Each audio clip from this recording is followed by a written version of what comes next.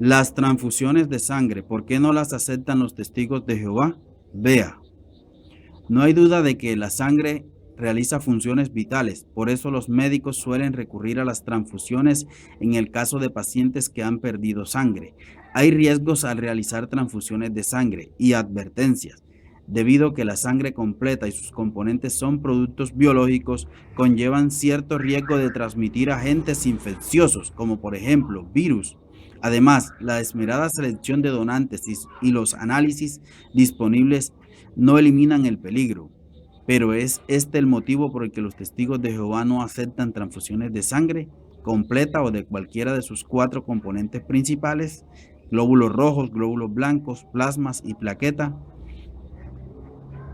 No, es una cuestión de ver el punto de vista de Jehová, quien a través de las Escrituras o la Biblia nos hace cumplir la ley y sus principios bíblicos. Esto quiere decir que al someternos a una transfusión de sangre, los cristianos se encaran a una decisión muy importante con relación a este y otros productos similares. Deben pedir la ayuda divina y meditar profundamente en los principios bíblicos relacionados con la santidad de la sangre. Después, motivado por un intenso deseo de mantener una relación con Jehová, Dios, cada uno tendrá que obrar en conformidad con su conciencia educada por la Biblia. Lea en la Biblia Gálatas 6:5, que dice, porque cada uno llevará su propia carga de responsabilidad. El testigo de Jehová no prolonga su vida con una transfusión de sangre por días o unos años aquí en la tierra, que ofrece el sistema médico en el mundo actual, para salvar una vida temporalmente, pero que al final la perderá. Además, no se exponen a perder la vida eternamente que Jehová Dios y su Hijo Jesucristo prometen para el futuro con una transfusión, incumpliendo la ley de Dios y sus principios bíblicos expuestos en la Biblia. Los testigos de Jehová saben que es una situación difícil estar en un hospital frente a un familiar y no tomar una decisión de transfundir sangre a ellos o a un familiar, por razones de ley y principios bíblicos expuestos por Jehová Dios. Pero tienen un ejemplo en las Escrituras de un personaje que pasó por una situación similar y que les da valor para aguantar este tipo de situaciones, y esa persona fue nuestro Señor Jesucristo, que pasó por una situación similar donde se vio tentado a salvar su propio pellejo o su vida, a fin de estar con sus discípulos y sostenerlos hasta el tiempo que ellos estuvieran vivos.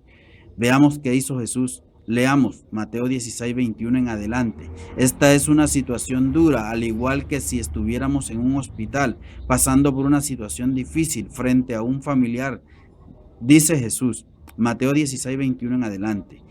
Jesús le acaba de decir a sus discípulos que va a sufrir y que va a ser muerto. Obviamente, así como a un padre cuando le van a dar una noticia que su hijo va a morir dentro de poco, a los discípulos no les gustó la idea de que Jesús fuera a morir.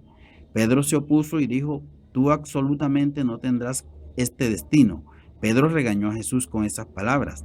¿Pedro lo hacía por malo? No, él amaba a Jesús y quería que él permaneciera vivo. Ninguno de los que estaban oyendo ninguno de los que están oyendo este audio quieren ver a su ser querido muerto, ¿verdad? Pedro y los demás discípulos no querían ver a Jesús muerto, pero ¿qué les dijo Jesús? Leamos Mateo 16:23. Jesús, dando la espalda, dijo a Pedro, ponte detrás de mí, Satanás, me eres un tropiezo, porque no piensas los pensamientos de Dios, sino los de los hombres, porque consideró Jesús a Pedro como un Satanás, es decir, un opositor, porque lo que él le estaba pidiendo iba en contra de la voluntad de Dios. Pensemos en las implicaciones que hubiera traído a Jesús el obedecer a Pedro y desobedecer a Jehová Dios, su Padre.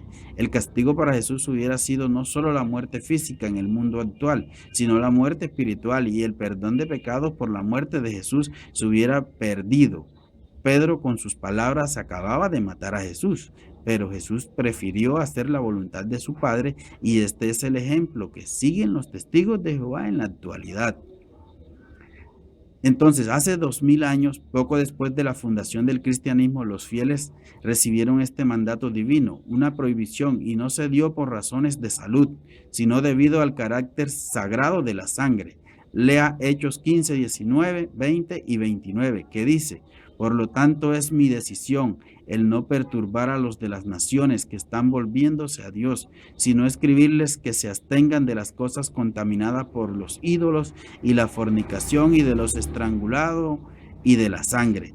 Y dice: si se guardan cuidadosamente de estas cosas, prosperarán buena salud a ustedes. Hay quienes opinan que esta restricción solo es aplicable al acto de comer sangre, pero el verbo abstenerse habla por sí mismo. Si un médico nos dijera que nos abstuviéramos del alcohol, no se nos ocurriría inyectárnoslos por las venas. Por tanto, el abstenerse de sangre, el cristiano está demostrando su fe en que solo la sangre derramada de Jesucristo puede redimirlo y realmente salvarle la vida. Léase Efesios 1:7. El testigo de Jehová se toma el tiempo para que las personas lleguen a comprender el punto de vista de Jehová Dios con relación a la sangre. Pues en este audio intentamos aportar razonamiento lógico basado en la palabra de Dios o escrituras, su Biblia, para hacer razonar a las personas, valga la redundancia, sobre el punto de vista de Dios. Profundizaremos el tema.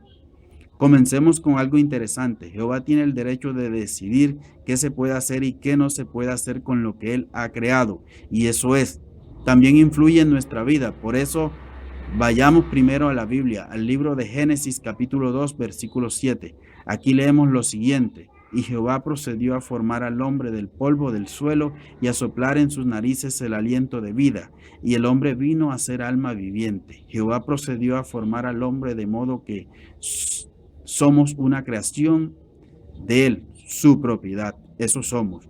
Ahora bien, en este punto, Jehová creó a los seres humanos, tuvo una perspectiva de un futuro excelente. No obstante, desobedecieron las órdenes de Jehová y el mundo se llenó de pecado y violencia, hasta el punto de que Jehová se vio en la necesidad de barrer aquel mundo antiguo, que solo quedaron 8 personas, Noé y sus descendientes. Adán y Eva y sus descendientes que iniciaron el mundo iban a alimentarse de frutas, vegetales. En ninguna parte en la Biblia leemos: puedes de todo alimento del jardín comer. No leemos eso, pero sí leemos de todo árbol del jardín puedes comer. Ahora, oigan, ¿qué orden les da Jehová a estas 8 personas que van a conformar el nuevo mundo? Por favor, leamos en la Biblia en Génesis 9, versículo 1 al 4.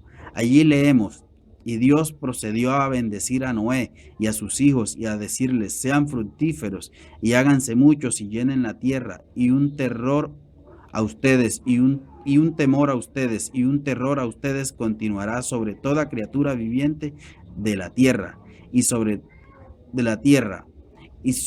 los suelos y sobre todos los peces del mar. En manos de ustedes ahora se han dado. Jehová autorizó a los seres humanos para tener en sujeción a los animales. Y en Génesis 9, versículo 3 dice: todo animal moviente que está vivo puede servirle de alimento. Como en el caso de la vegetación verde, de veras lo doy todo a ustedes. Jehová nos dio la posibilidad de alimentarnos, no solo de los vegetales o la vegetación, sino también de los animales. Pero les incluyó en esa orden una sola prohibición. ¿Cuál fue? Leamos en Génesis 9, versículo 4, que dice: solo carne con su alma, su sangre no deben comer. Así es, nos podemos comer las pezuñas, las patas, la rabadilla, entre otros, y todo lo que es el animal, pero no la sangre. Entonces, ¿por qué dijo Jehová que no nos comiéramos la sangre? Ahora oigamos la forma de razonamiento que nos da el punto de vista de Jehová en 3 textos bíblicos que nos darán el punto de vista de Jehová Dios. Primer testimonio, váyase a la carta de los Hebreos, capítulo 9, versículo 22, que dice: si casi todas las cosas son limpiadas con sangre según la ley, y a menos que se derrame sangre no se efectuará ningún perdón. Entonces, en este texto, según Jehová Dios, mediante el apóstol o mediante Pablo, la sangre sirve para efectuar perdón. Entonces, el principal testimonio que tenemos es el de Pablo. Vamos al segundo testimonio. Es la de una persona que tiene una hoja impecable en el servicio a Jehová Dios. ¿Quién es esa persona? Nuestro Señor Jesucristo, por supuesto.